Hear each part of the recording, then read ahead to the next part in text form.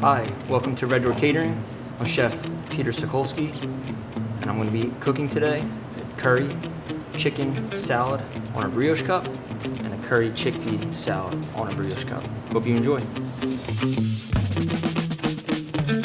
So we're going to do the chicken curry salad first. Low and slow is the key to when cooking chicken. I know some people will grill chicken real high heat. It's actually not good because it'll burn and it'll tighten up the proteins that are in the chicken. I had the oven at 300 degrees and cooked the chicken to 165 and let it cool 24 hours, and it's very, very tender. I'll show you the inside. Nice and clean, still moist. Doing anything that's like an hors d'oeuvre or something of that nature, something smaller. You want to make things, especially with like celery or scallions, small, chicken small as well, very small diced. So with the celery, what we tend to do, because it has so much fiber, very fibrous, we tend to peel that. Take all that nasty stuff off of there. Along with the apple. I'll show you a quick and easy way to do that. Cut the ends off. You can use a peeler or you can use a knife. It all depends what you prefer. So you want to take the peel off. Nice and easy. Try not to get too much of the actual apple. Alright. Key to success in doing anything at home or for cooking in general is mise en place. So I have all my ingredients together. I have the celery, the scallions, the apple, the chicken, everything's here for me, so I don't have to keep running to the fridge, getting my hands dirty. So again, back to the apple, cut it in half. That's that. Watch the seeds. Take that out. Take that out. I'm taking the core out right now. See any leftover skin? Just whack it off. Okay, so when it comes to the chicken, I cut it in half. Real thin slices. Again, this is going in a very small cup, so you want it as small as possible. Good. Okay, so that's that. That'll go into your bowl. Apple, same thing. Apples can get a little tricky because you contain water on the bottom, so if you try and slice this, it might move. Best thing to do is get something that's easy to manage. Okay, so you got your little squares. 3 or 4 is good. And then just do the same thing that you did the chicken. Try and get all the same size. That's key because you want it all bite size. If you go smaller, that's good too. Okay, so that's that. Okay. When it comes to the scallions, so you want to clean it up, try and get the green part as much as possible. But if you're going to use the white, which isn't bad, very tasty actually. Again, really nice and small. So for the bread, so we're going to use a nice brioche hot dog roll. You can use brioche sliced bread too as well. I mean, whatever really you have at this local store is good as well. Little couple tricks. I know you can probably get these cutouts anywhere. Probably actually have some at home. Smaller the better, and also these fancy muffin tins. You can get the ones that are the silicone, or you can just use regular muffin tins. Whatever you really have at home available is good too. Hot dog, a brioche hot dog. Probably cut it to maybe pinky length is good. And if you get the hot dog, you don't have the hot dog rolls. You don't have to buy like a big piece of brioche and it's going to go to waste. This you can do with anything really at home that you want to put in these little pockets. So that's that. Then you should have spray, or you can use butter. You're going to cut out, spray out as many as you need, as many as one makes, which is good.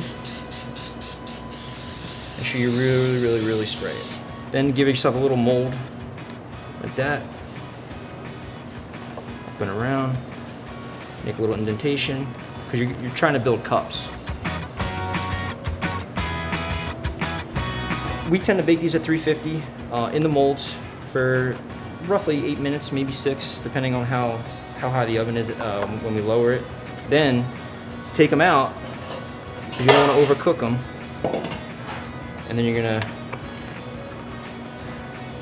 retoast them slightly, just to get them some nice brown. You see how it's golden brown? When I cooked it for about 6 minutes, it didn't have that golden brown, but then I took it out, and it got really nice and golden brown. Gluten-free. Again, you can use gluten-free hot dog, gluten-free hamburger, which this is, or you can just use a sliced bread. So again, with that mold, again, this is gluten-free. Take the smallest mold, pop that, pop that. Obviously spray the mold. Again, we would be doing something separate if we're doing it all gluten-free. You just want to mold it out, push it in there. And that's what you get. And they come out really nice. I think it's 3 cups of chicken. Then you're gonna have your 1 apple that's diced and peeled. If you're gonna do it a day ahead of time, you can peel it and soak it in lemon juice, or you can dice it and soak it in lemon juice. That's what I did, and it came out just as good as you would do it the day of. Little trick. 1 cup of celery.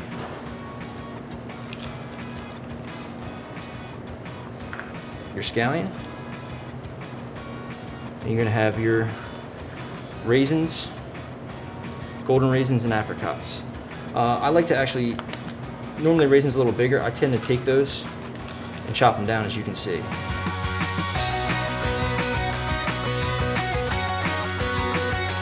And then it calls for some fresh parsley to be added to this as well. So I like to save some. Again, you'll see at the end for some garnish. Wash it very, very well. Tends to be a little sandy. The way I chop parsley, you can actually take it off of here, each little stem, you know, little leaf, that's fine too. But I tend to get the most out of what I have, because I don't want anything to go to waste. So again, I rolled it, tuck it in, and then chop one way, and turn it the other way. So you get a nice even chop. And you can add more parsley if you like as well. I love fresh herbs, so I'm always chopping up more than I should. And then you add it to that. All nice. Then we're gonna add another dry ingredient. Paprika, which is a smoky paprika. You just gotta be really careful not to add too much. It can be overwhelming at times, and if you like that smokiness, add more. And then always a good curry powder. These are all weighed out. Curry. And the smoke. See how much little comparison to the curry. Okay. Toss this up. It smells good already. All right. Yogurt. You can add Greek yogurt. You can add just plain yogurt. Anything with like vanilla or sweetener in it kind of tends to be too sweet because of the apple that's already in there. Red apple's good, green apple's good. Really, whatever you have, seasonal and available. I love green apple, so I always have those available. But again, whatever you like. 2 tablespoons of Greek yogurt.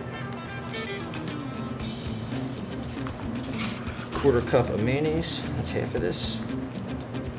You can add more as well if it's too dry for you. As long as you cook the chicken to that temperature and that time, you should be okay. Make sure it's always 165. It's good to grab, or if you don't have already, a thermometer. Digital one's the best. So that's that. Okay. Mix it up real well. Oopsie. It's better to do it with hands too, but I want my hands all messy. Always taste it as well before you add your salt and pepper. You can always add more curry powder and more paprika. That's pretty spot on. Delicious. Okay. Also a little Dijon. I'm a Dijon fanatic. A lot of people aren't, but in the recipe it calls for Dijon. I tend to add that too.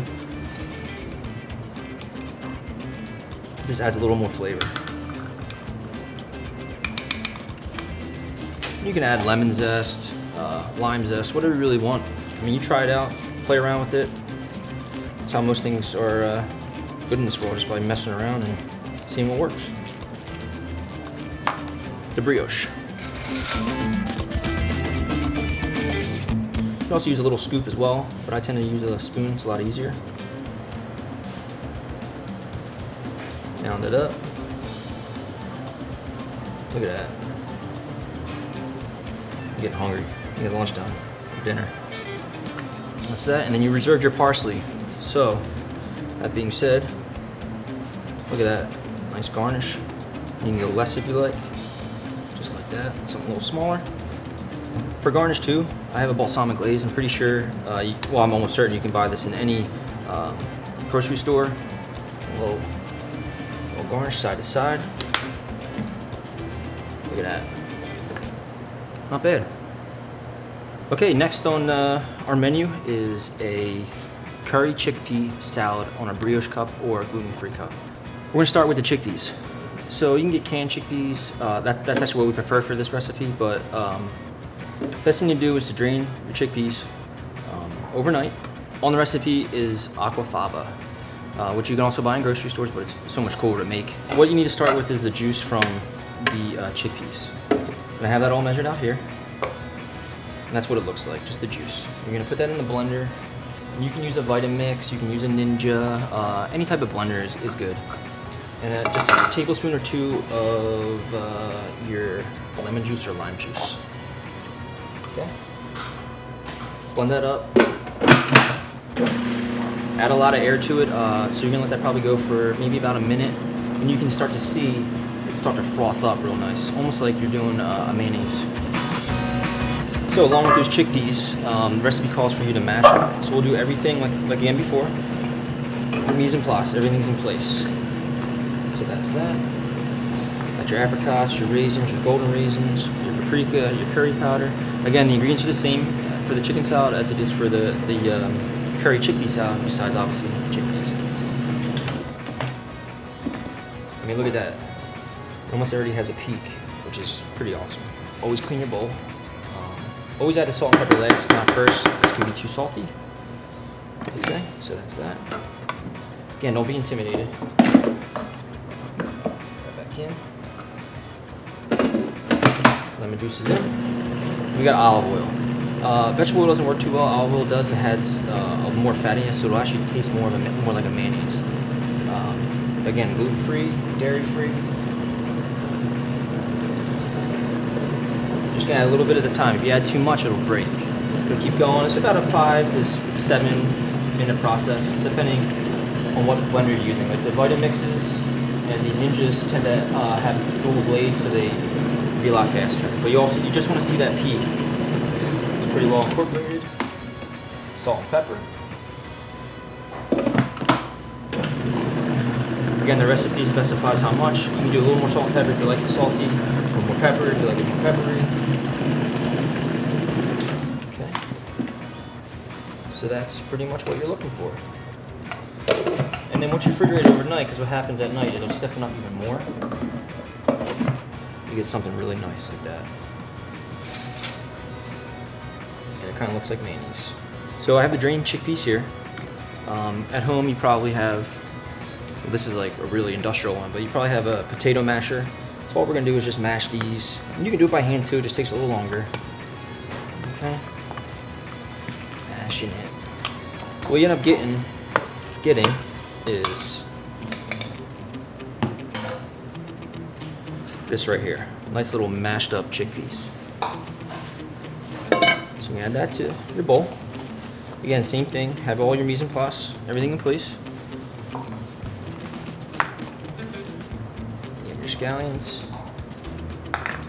your apples and your celery, your golden raisins that you chop down. Nice raisins that we chopped down. Apricots, again, that was chopped down. And that really nice curry powder. You can see there's different types of spices and stuff in here too, but a regular curry powder is good as well. Okay, and that smoky paprika, which we love here in catering. I'm going to take a little bit more of that chopped parsley.